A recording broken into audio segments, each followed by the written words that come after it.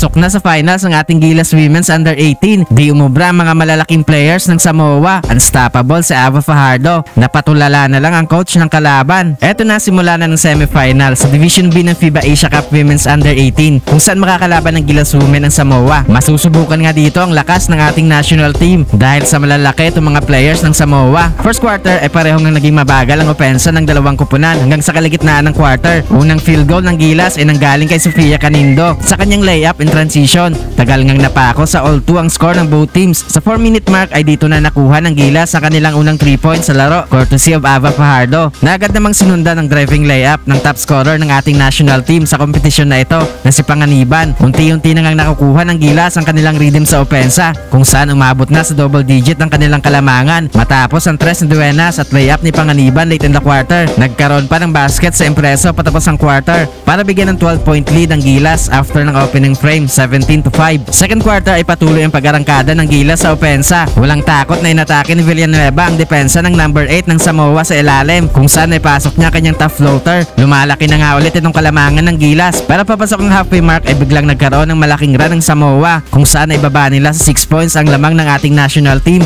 Pamatay sunog naman itong naging layup ni Ramos in transition mula sa magandang assist ni Panganiban. Gandang drive ni Fajardo, iniwanan lang kanyang defender sa perimeter. Balik sa double digit ang laman ng Gilas after ng kanilang 3 straight field goal late in the quarter. Natapos ang first half sa score na 31-23, 8-point lead para sa ating national team. Third quarter ay in control pa rin sa laro ang Gilas kung saan naging agresibo si Fajardo sa pag-atake sa loob ng paint kaya madalas itong nakakapag-draw ng foul. Balik sa 8 points ang inahabol ng Samoa matapos ang basket ni Ramos sa loob ng paint after ng kanilang magandang inbound play. Palitan na nga ng basket sa both teams papasok ng halfway mark kung saan patuloy nga ang pag-atake sa ilalim ni Ramos kung saan palagi niya nalulusutan itong mga bigs ng Samoa. Late in the quarter ay hirap pa rin niya makahabol ang Samoa sa laro kung saan palagi nga may sagot ang Gilas sa kanilang mga baskets. Nakaka 14 points na nga itong si Fajardo matapos ang kanyang 3-point shot sa 2-minute mark. Nakapagpabaon pa ng tres si Villanueva patapos ang quarter para bigyan ng 10-point lead ang Gilas after ng third frame sa score na 49-39. Fourth and final quarter ay unang nakabasket si Villanueva sa kanyang wing 3-pointer.